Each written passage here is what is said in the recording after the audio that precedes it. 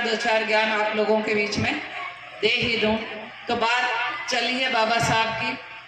बाबा साहब नंबर 1 है, जैसा गायक साहब ने अभी बताया, और ढूंढने की बात वो कर रहे हैं, विदेशों में ढूंढ रहे हैं, परंतु देश में नहीं ढूंढ रहे हैं, हमारे लोगों के बीच में नहीं ढूंढ रहे हैं, दलित समाज के बीच में नहीं ढूंढ रहे हैं। अभी तक हम वहीं पहुंचे हैं, सिर्फ एक कदम कि बाबा साहब का नाम लेना शुरू किया है, जय भीम नमो बुद्धाय बोलना शुरू किया है। पर क्या बाबा साहब ने इतना सही कहा था? बाबा साहब तो बहुत कुछ कह के गए थे आज से 70 साल 80 साल पहले। कितने लोग जानते हैं उनके बारे में, कितने लोग पढ़ते हैं उनके बारे में? उन्होंने क्या आपको दिया, क्या अधिकार दिया, क्या संविधान दिया, क्या कानून दिए, क्या सुरक्षा दिया?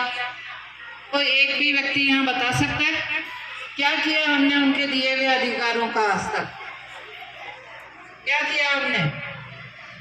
नौकरी ली, आरक्षण लिया और चैन की नींद सोने लगे, नाम लेने लगे हैं। थोड़ा सा आर्मी, सेना जैसे लोगों ने इसका प्रचार प्रसार किया, आपका भी आभार, जो आप जगह जगह जाकर लोगों को जागृत कर रहे हैं और बाबा साहब का नाम रोशन कर रहे हैं। हालांकि बाबा साहब को इन सब चीजों की जरूरत नहीं थी। बाबा साहब सिर्फ एक ही 3 ही सिद्धांतों पे चलते थे, और वो 3 सिद्धांत भी हम उनके नहीं जानते अच्छी तरह। कितने लोग जानते हैं? क्या चाहते थे बाबा साहब आपसे? कितने लोग जानते हैं? यहाँ 3 ही सिद्धांत दिए, बहुत ज्यादा नहीं दिए। क्या दिया है? पढ़े लिखे लोग, बॉयज, यूथ, आपको तो पता होना चाहिए क्या चाहते थे बाबा साहब आपसे।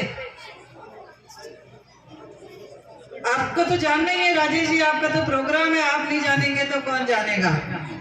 परंतु 100% लोगों को ये तो पता होना चाहिए कि बाबा साहब हमसे क्या चाहते थे, हमको क्या कह के गए थे। 3 ही चीज कह के गए थे, शिक्षा, संगठन और संघर्ष।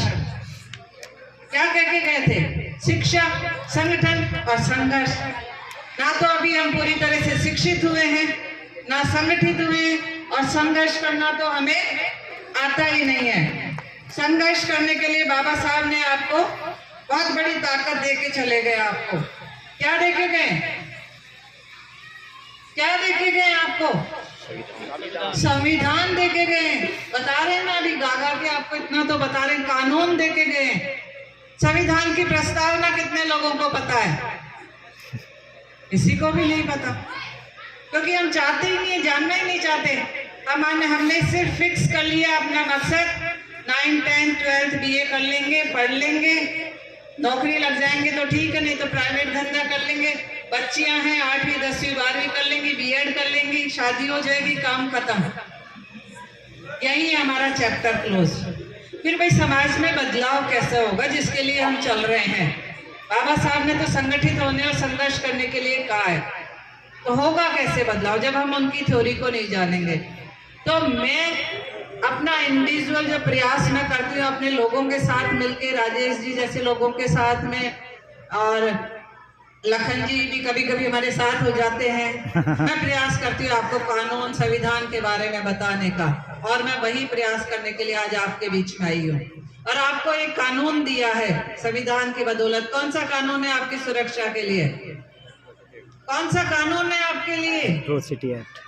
अरे SC ST एक्ट आप ही के लिए है ना। इधर से बच्चियां, कानून है SC ST एक्ट आप ही के लिए है, SC ST प्रिवेंशन एक्ट। इतना तो हमें पता होगा। आपने 2 अप्रैल को थोड़ा बहुत आंदोलन किया होगा। कितने लोग थे यहाँ पे? कितने लोग शामिल हुए थे आंदोलन में? वेरी गुड, इनके लिए तालियां बजाएं। परंतु इनमें से भी आधों को ये नहीं पता होगा कि हम आंदोलन में क्यों गए थे। बस भीड़ थी, भीड़ का साथ देना था और साथ में हम चले गए। आपके लिए जातीय उत्पीड़न से सुरक्षा के लिए कानून देके गए हैं, संविधान देके गए, अधिकार देके गए बाबा साहब कि आपके साथ जब भी जातिगत उत्पीड़न हो, जातिगत अत्याचार हो, कोई आपको मारे पीटे, गाली गलौज करे और आपके साथ गलत करे, आपकी जमीनों पे कब्जा करे, ये जो माताएं बहनें बैठी हैं ये भी सुने, ये के काम की बात भी अभी आएगी, थोड़ा सा सुन ले। मैं इतनी दूर ऐसे ही नहीं आती हूँ, मैं सिर्फ इसलिए आती हूँ, आपको बताने आती हूँ कि ये कानून जो आपको दिया है 1979 में दिया था, 2018 तक आते आते इसमें इतने सारे परेशानियां आ गई कि संसद ने इसको सुप्रीम कोर्ट ने इसमें बदलाव कर दिया था। और वो बदलाव इतना खतरनाक था कि इसको डाइल्यूट करने की कोशिश की गई थी। डाइल्यूट करने की कोशिश को जनमानस ने, जो दलित समाज था, उसने 2 अप्रैल को दिखा दिया था कि आप इसको नहीं बदल सकते। ये सब आप ही की बदौलत हुआ था, जिन्होंने भी भाग लिया था, चाहे डायरेक्ट लिया या इनडायरेक्ट लिया, परंतु आप लोगों की वजह से और उन बच्चों की वजह से जिन्होंने उस समय महीने महीने 2-2, 3-3 महीने जेल में आपके लिए बिता कर आए, उनकी वजह से इस कानून में कोई बदलाव नहीं हुआ और संविधान और संसद ने वापस उसको और अधिक पावरफुल करके आपके लिए वापस दिया। अब ये कानून क्या है? कानून क्या है? कानून है कि आपके साथ जब भी कोई भी जातीय उत्पीड़न हो, कोई आपको सार्वजनिक स्थान पर कहीं भी गाली गलौज करे, कोई आपके साथ में बदतमीजी करे, जैसे महिलाएं हैं छेड़छाड़ करे, कोई आपकी बाबा साहब की तस्वीर को फाड़े तोड़े, मूर्ति को तोड़े, कोई आपकी जमीनों पे कब्जा करे, कोई आपको बारात नहीं निकालने दे, कोई आपको पानी नहीं भरने दे, कोई आपको खाना नहीं खाने दे, जितने प्रकार के जातीय उत्पीड़न आपके साथ समाज में हो रहे हैं, खासतौर से ग्रामीण समाज में। शहरों में ये बीमारी खत्म हो गई है, परंतु ग्रामीण समाज में, इसलिए मैं आप लोगों के बीच में आती हूँ कि ग्रामीण समाज में आज भी आप मंदिर नहीं जा सकते, आज भी आप घोड़ी पे बारात नहीं निकाल सकते, आज भी आप अलग बैठ के खाना खाते हैं, मिड डे मील में भी भेदभाव होता है बच्चों के साथ में। तो वहां पे आपको क्या करना है? आपको सरकार ने कानून भी दिया है, सुरक्षा भी दी है और साथ में आर्थिक सहायता भी दी है। यदि आपके साथ ऐसा कुछ होता है तो आपको सबसे पहले क्या कराना होगा? क्या कराना होगा? रिपोर्ट, प्रथम मुकदमा दर्ज कराना होगा। सिंपल सी बात है, उसके लिए आपको थाने जाना पड़ेगा और थाने में जाते ही आपको कोई आसानी से कोई आपका मुकदमा दर्ज नहीं करेगा। फिर आप क्या करेंगे? नहीं, वकील की जरूरत नहीं है। जब तक मुकदमा दर्ज नहीं हो जाए, कोर्ट में केस नहीं चला जाए, तब तक किसी वकील की कहीं कोई जरूरत नहीं है। वकील साहब नाराज मत हो जाना। नहीं, वकील काम आता है कोर्ट में केस लड़ने के। थाना में जाके मुकदमा दर्ज कराने के लिए ना वकील की जरूरत है, ना पैसों की जरूरत है, ना अप्रोच की जरूरत है, सिर्फ आपके संगठित होने की और संघर्ष करने की जरूरत है, जो बाबा साहब कह के गए। आपका मुकदमा इसलिए दर्ज नहीं होता क्योंकि आप अकेले जाते हैं, आपके साथ कोई नहीं देता, आप किसी को साथ नहीं रखते, सब इंतजार करते हैं अपनी अपनी बारी का कि मैं पिटूंगा तब मैं अकेला थाने जाऊंगा, पर आपके साथ में नहीं जाऊंगा। और इसी का फायदा सामने वाली पार्टियां उठाती है कि ठीक है, ये तो वैसे भी संगठित नहीं है, अकेले हैं, इनका ना मुकदमा होगा, मुकदमा भी हो जाएगा तो कोई गवाही देने वाला तो वैसे भी नहीं होने वाला, इनका कौन साथ देगा इनका, और होगा भी तो क्या करेंगे? राजीनामा करा लेंगे। क्या करेंगे? दबाव डाल देंगे, डरा देंगे, धमका देंगे, बैठ जाएंगे, वापस मुकदमा वापस ले लेंगे। ये सब क्यों हो रहा है? क्योंकि आप संगठित नहीं है, आप संघर्ष करना नहीं जानते, आप कानून नहीं जानते, आप मुकदमा एक कागज नहीं लिख सकते। अभी इस वक्त वकील की जरूरत आपको इसलिए पड़ती है क्योंकि आप 4 लाइन नहीं लिख सकते इस समय। क्यों नहीं लिख सकते भाई? पढ़े लिखे हो सभी, BA MA तो कर रखा होगा यहाँ बैठे हुए लोगों ने। अभी इन माँ बहन बेटियों को मैं कहूँ कि 4 लाइन लिख दो तो एक भी नहीं लिख सकती, जेंट्स भी नहीं लिख सकते। जब भाई आप लिखना पढ़ना ही नहीं जानोगे, थाने में जाके रपट नहीं दर्ज करा सकते, तो क्या मतलब है इस भीड़ का इकट्ठा होने का? फिर आप 5 लोग जाके मुकदमा नहीं दर्ज करा सकते। इतना तो आपका प्रेशर बनाना चाहिए ना कि आप मुकदमा तो दर्ज करा लो टाइम से। उसके लिए भी आप किधर देखते हैं?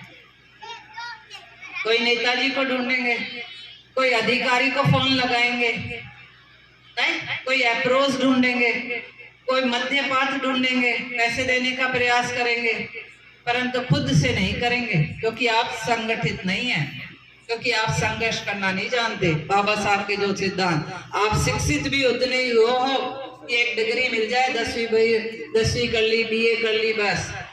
जिस दिन आप कागज पे लिख के मुकदमा दर्ज कराना सीख जाओगे, आधा अत्याचार, जातीय उत्पीड़न वहीं खत्म हो जाएगा। कराना सीखो। जिस दिन FIR दर्ज होती है, अच्छे अच्छे हिल जाते हैं। हिलते हैं या नहीं हिलते? अपने आप आपके पास चल के आएंगे, खुद चल के आएंगे। परंतु दूसरी बात, जो गलती आप करते हैं, FIR तो जोश जोश में दर्ज करा लेते हैं। और जो आपके, ये मैं कहना चाहूंगी, सतपाल जी बैठे हैं, आपके जो भीम आर्मी के बच्चे जो आजकल जो कर रहे हैं, इतनी बड़ी गलतियां कर रहे हैं, FIR हो जाती है, धरने प्रदर्शन में लग जाते हैं, डेड बॉडी नहीं उठाने देते हैं, और जब डेड बॉडी उड़ जाती है, FIR दर्ज हो जाती है, गिरफ्तारी हो जाती है, उसके बाद क्या होता है वो कोई नहीं देखता। जहां असली लड़ाई करनी होती है वहां नहीं करते, वहां सब फेल हो जाते हैं। ये तो 3 दिन अपनी भीड़ इकट्ठी कर लेते हैं, WhatsApp पे फोटो डाल देंगे, Facebook पे दिखा देंगे, उससे संघर्ष नहीं होता, उससे न्याय नहीं मिलता है। न्याय मिलता है जब कोर्ट में लड़ाई होती है, और वहां ढंग से पैरवी करेगा कोई, वहां जरूरत पड़ती है वकील साहब की। वहां कोई नहीं जाता, वहां कोई गवाही देने भी नहीं जाता, सब घर में सो जाते हैं। जो उस दिन अपने फोटो डाल रहे होते हैं, वीडियो बना रहे होते हैं, अपना जोश दिखा रहे होते हैं, वो सब गायब हो जाते हैं बाद में। और फिर कोर्ट में राजीनामे भी हो जाते हैं, बरी भी हो जाते हैं, डिस्पर्स भी हो जाते हैं, सब कुछ हो जाता है। और वही एज इट इज आपका जो जातीय उत्पीड़न या अत्याचार जो है कंटिन्यू बना रहता है, क्योंकि आपको संघर्ष करना नहीं आता। तो ये 3 दिन की लड़ाई नहीं है कि 3 दिन आप डेड बॉडी को लेके और धरने पे बैठ जाओ और उसमें बड़ी बड़ी बातें लिखना शुरू कर दो, देखो सरकार ने ये दे दिया, सरकार ने वो दे दिया, और हमने ये करवा दिया, और हमने गिरफ्तारी करवा दी। नहीं, ये लंबा संघर्ष है, बहुत लंबा संघर्ष है। यदि आप अपने बीच में से चाहते हैं कि जातीय उत्पीड़न खत्म हो, अत्याचार खत्म हो, तो बहुत लंबी लड़ाइयाँ लड़नी पड़ती है, कागजी कानूनी लड़ाइयाँ लड़नी पड़ती है। उसके लिए पढ़ना पड़ता है, सीखना पड़ता है। FIR दर्ज कराने के बाद स्टेटमेंट देने होते हैं, और समाज के लोग बयान देने से, गवाही देने से सबसे ज्यादा भागते हैं ना। कोई किसी का साथ देना पसंद नहीं करता, देता है कोई किसी का? नहीं देता ना। इंतजार करता है कि मेरे साथ होगा तब देखेंगे, और होगा तब भी देख लेंगे। हमारे तो अधिकारी है, हमारे घर में तो IAS है, हमारे घर में तो IPS है, हमारे घर में तो नेता है, हमारे घर में तो वो है, हमारे घर में तो वो है, उससे अप्रोच लगवा लेंगे, उससे अप्रोच लगा लेंगे, यही करते हैं ना। तो भाई कोर्ट तो ये सब नहीं चाहती ना, कोर्ट तो वही देखेगी कि आपका स्टेटमेंट कितने लोगों ने दिया, आपका साथ कितने लोगों ने दिया। तभी तो मुकदमे फेल होते हैं, तभी तो सुप्रीम कोर्ट को बार बार लिखना पड़ता है। क्या लिखती है सुप्रीम कोर्ट? मुकदमे झूठे हैं। ये SC ST के 70-80% मुकदमे झूठे होते हैं। ये रेगुलर लिखती है, हर साल लिखती है, हर साल का रिकॉर्ड आता है। SC ST के 70 से 80% मुकदमे झूठे होते हैं। क्यों होते हैं झूठे? क्योंकि आप लड़ते नहीं हैं, संघर्ष नहीं करते, स्टेटमेंट नहीं देते, गवाहियां नहीं देते, कोर्ट में चक्कर नहीं काटते। 3 दिन बाद बैकफुट पे आके घर में चैन की नींद सोने लगते हैं, या तो पैसा लेके बैठ जाते हैं, या राजीनामा करके बैठ जाते हैं, या डर के बैठ जाते हैं, या दबाव में आ जाते हैं। और तो नहीं लग रहा? बीच में म्यूजिकल नाइट के बीच में आपको लग रहा होगा ये कहां से आ गई मैडम कानून सिखाने। सीख लो, काम आएगा बहुत सारा। या तो मुकदमा दर्ज मत कराओ, और कराओ तो राजीनामा मत करो। क्यों नहीं करना चाहिए? क्योंकि इस मुकदमे में लिखा हुआ है, इस किताब में लिखा हुआ है, ये मेरी किताब है, ये मुकदमा राजीनामा योग्य नहीं है। यदि आपने राजीनामा किया तो आपके खिलाफ भी केस हो सकता है। झूठा मुकदमा दर्ज कराने का केस आपके खिलाफ भी हो सकता है। बहुत अच्छी तरह पढ़ना चाहो तो बहुत छोटी सी किताब है, 30-40 पन्नों की किताब है, मैंने राजेश जी को दे दी है, इनसे ले लेना, पढ़ लेना, परंतु राजीनामा मत करना। इससे बढ़िया है कि मुकदमा ही मत दर्ज कराना। यदि डरपोक बन के रहना है, घर के अंदर छिपके रहना है, तो मुकदमा मत दर्ज कराना, क्योंकि रिकॉर्ड भी मेंटेन होता है कि ये मुकदमे झूठे पाए जाते हैं। इसीलिए बार बार सुप्रीम कोर्ट को कानून को बदलना पड़ता है, या उसको डाइल्यूट करना पड़ता है, या उसमें बदलाव करने पड़ते हैं। नहीं तो इसलिए अच्छा है कि नहीं दर्ज कराना, और दर्ज कराया तो पूरा संघर्ष करना, आगे तक करना, कोर्ट तक करना, जब तक सजा ना हो जाए तब तक करना, और एक दूसरे का साथ देना, संगठित होकर संघर्ष करना। एक गांव में यदि कोई मुकदमा हो रहा है तो उस पूरे गांव की जिम्मेदारी है कि आप सब मिलकर उसका साथ दें, और ऐसा हम नहीं करते हैं, और नहीं करेंगे तो एक एक करके काट दिए जाएंगे, मार दिए जाएंगे, आपकी शक्ति खत्म होती रहेगी। अब आपको सरकार जो दे रही है, कितने लोगों को पता है कि एकमात्र SC/ST एक्ट है जिसमें आपको आर्थिक सहायता मिलती है? कितने लोगों को पता है? इस कानून में आपको लाखों रुपए सरकार दे रही है। सरकार की मंशा ऐसी है, अरे बैठ जाओ बेटा, सुन लो, थोड़ा बहुत काम आएगा, आपके आगे बढ़ोगी, घर में काम आएगा, सुन लो। अभी 2-4 बातें आपसे ही करेंगे। गाने तो उसमें रिकॉर्डिंग में सुन लेना, भजन तो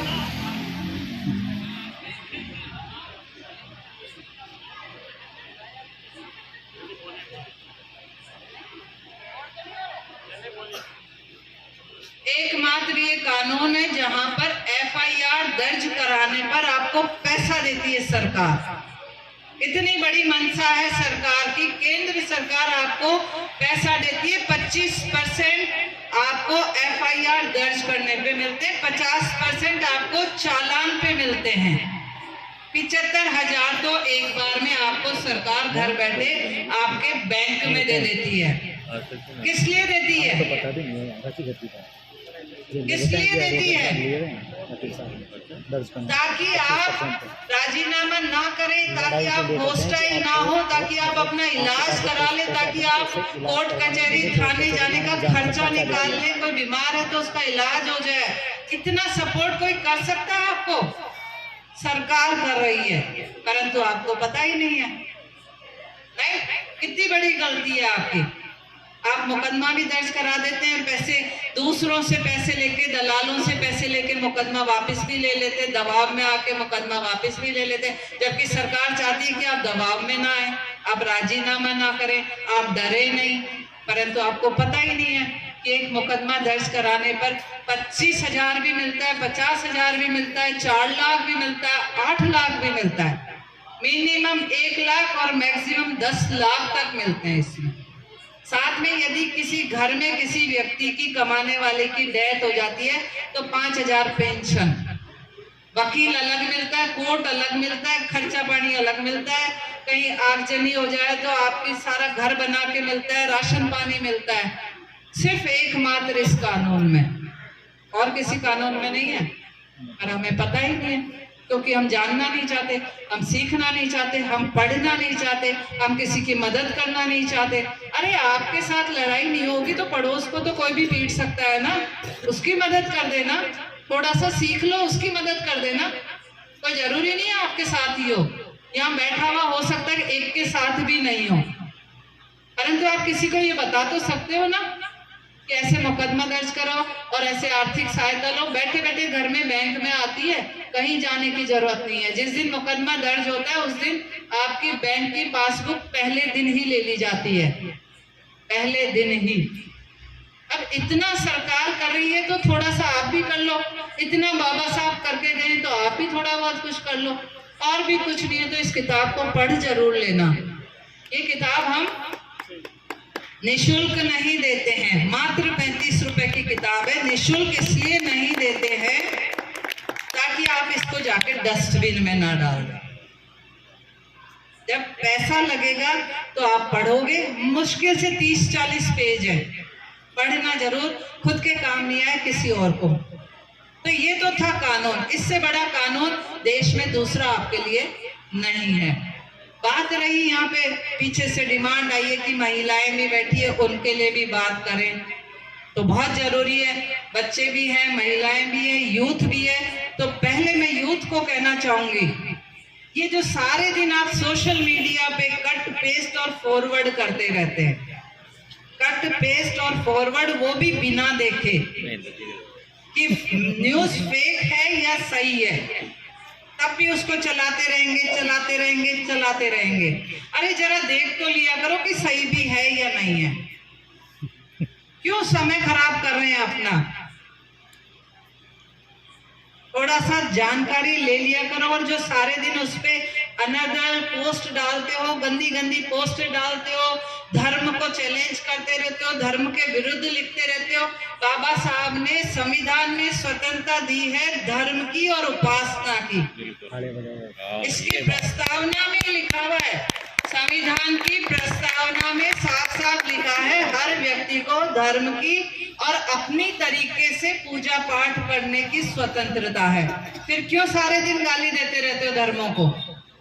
क्यों सारे दिन हिंदू धर्म, ब्राह्मण धर्म, मनुवाद और ये वाद और वो वाद क्यों करते रहते हो? भाई आपको नहीं पसंद, खासतौर से मैं यूथ को कह रही हूँ, नहीं पसंद तो छोड़ दो, बहुत इजी है या नहीं है? छोड़ दो उस धर्म को, चेंज कर लो, परंतु आपको आलोचना करने का अधिकार नहीं है। कानून में लिखा है, ये आपके खिलाफ मुकदमे हो रहे हैं लगातार, और ये भीमसेना वालों के पास ज्यादा हो रहे हैं। अभी जोधपुर में भी एक भीमसैनिक बहुत बड़ा अभी भी अंदर ही बैठा हुआ है। क्या तुम्हें क्या मतलब है कि दुर्गा क्या थी, होलिका क्या थी? अरे आपको पूजना है तो पूज लो, नहीं पूजना तो काम खत्म। आलोचना करने से बदल जाएगा क्या व्यक्ति? वो इतना बड़ा समाज है जो हजारों साल से शासन कर रहा है, क्या आप उसको बदल दोगे? आप अपने आप को तो बदलो, आपको बुद्ध की राह पे चलना है ना। क्या कह के गए हैं बुद्ध? एक ही शब्द का है, अपो दीपे भवः। अपना प्रकाश खुद बनो, अपने आप को सुधारो, अपने आप को बदलो। और ये जो सारे दिन सोशल मीडिया पे समय खराब करते हैं यूथ, निकल जाओ इससे। इससे बढ़िया उस काम को प्रोडक्टिविटी में काम लो, कुछ सीखने में काम लो, कुछ रोजगार करो। इधर से उधर भागते फिरते हो, घूमते फिरते हो, टाइम खराब करते हो, अपना हुलिया ठीक करो। ये दाढ़ी वाड़ी बढ़ा के, मूछे मूछे बढ़ा के देखो, इनकी बराबरी कर सकते हो क्या आप? करो ना इनकी बराबरी। है कहीं दाढ़ी मूछे, है कहीं काले काले कपड़े, नीले नीले दुपट्टे, ऐसे बनो ना। जब बाबा साहब को ही फॉलो करना है तो ऐसे बनो, काला कोट पहनो ना आप, तो खुद की भी मदद हो, परिवार की भी मदद हो, समाज की भी मदद हो। पहन के दिखाओ कितने लोग काला कोट पहनते हैं, तब जाके समाज में सुधार होगा। रही लास्ट में 5 मिनट माताओं और बहनों से एक ही बात बोलती हूँ, जो माताएं बैठी हैं और जो बहुएं बैठी हैं, जैसे अपनी माओं को माँ समझती हो बहुएं, वैसे अपनी सासुओं को भी माँ समझना शुरू कर दो। जैसे अपनी बेटियों को बेटियां समझती हो, वैसे अपनी बहुओं को भी बेटियां मानना शुरू कर दो। सारे लड़ाई झगड़े टंटे कोर्ट कचहरी सब खत्म हो जाएगा। और जो ऊर्जा जो लड़ने झगड़ने में, बुराई करने में, फोन करने में इधर उधर लगाती हो ना, वो अपने इन छोटे छोटे बच्चों को पढ़ाने में लगाओ। क्यों नहीं लेके बैठती आप अपने अपने बच्चे बच्चियों बेटे पोतियों, इनको क्यों नहीं पढ़ाते? भाई मारो मत, मारने के लिए नहीं कहा मैंने, मारो मत। बच्चों को मारकर नहीं सिखा सकते, पढ़ाकर सिखाएं, उनको बैठकर पढ़ाएं। जितना टाइम फालतू फालतू बातों में लगाती हो, उतनी देर अपने बच्चों को बैठकर पढ़ाएं। भविष्य है ये देश का। जितना कंट्रोल अपनी बच्चियों पे करती हो, यहाँ मत जा, ये मत कर, वो मत कर, इससे बात मत कर, वो मत कर, उतना कंट्रोल अपने इन लड़कों पे लगाओ, लगा के दिखाओ। आपकी बच्चियां अपने आप सुरक्षित हो जाएंगी। क्यों घूमने देती हो इनको आवारा की तरह रातों को? इसलिए से तो डर है ना। बच्चियों को किसके लिए कहती हूँ कि बाहर मत जाना, वो छेड़ देगा, वो ये कर देगा, वो कर देगा। अरे तो बाहर कौन है? बाहर आप ही का तो बेटा होगा, आप ही का तो भाई होगा, आप ही का तो पति होगा, आप ही का तो पड़ोसी होगा। तो उसको रोको ना, जो अपराध जो कर रहा है उसको रोको। इनको तो बढ़ने दो, इनको ये बढ़ेंगी तो ये एक नहीं दो दो परिवारों को आगे बढ़ाएंगी। इनको बढ़ने दो, इनको पढ़ने दो, इनको खिलने दो, इनको खुशबू भी खेड़ने दो, तब जाके समाज में परिवर्तन आएगा। ऐसे नहीं आएगा।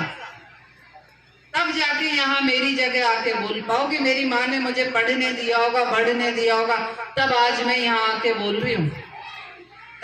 तो इन जितना अपनी बच्चियों को पढ़ाना चाहती हो उतना अपनी बहुओं को भी पढ़ाओ। क्यों? क्योंकि आपके पोते पोतियों को वही पढ़ाएगी, आपका वंश वही चलाएगी। वंश पैदा होने से नहीं चलता है कि पोता पोती पैदा हो गए चलने लग गया। भाई उनकी दिशा भी तो तय करेगी वो, उनको शिक्षा भी तो वही देगी। तो थोड़ा सा उनको भी आजादी दो, उनको भी सम्मान दो, उनको भी सुरक्षा दो। सब एक दूसरे का ध्यान रखोगे तब घर चलेंगे। तो इसी के साथ अंत में सभी को जय भीम, नमो बुद्धाय।